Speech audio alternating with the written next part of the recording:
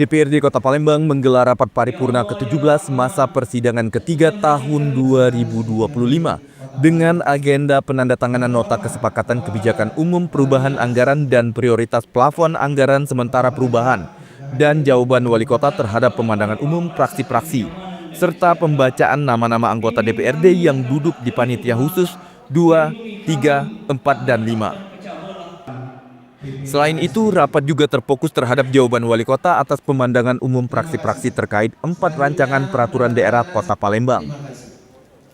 Zainal Abidin selaku Wakil Ketua 3 DPRD Kota Palembang yang juga berkesempatan untuk membuka rapat paripurna tersebut mengungkapkan terkait pansus ada 4.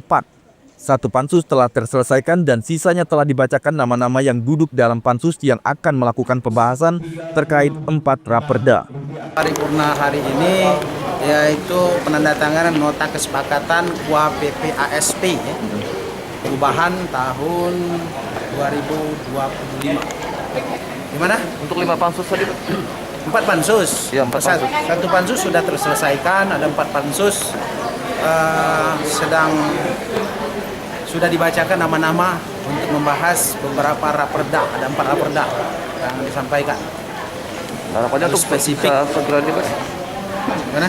Harapannya untuk bisa segera dibentuk dan bekerja. Karena pansus sudah nama-namanya sudah kita sampaikan di paripurna dan juga kita sampaikan untuk memilih pimpinan pansus untuk bekerja selanjutnya melakukan pembahasan raperda yang sudah disebutkan pada raperda tersebut.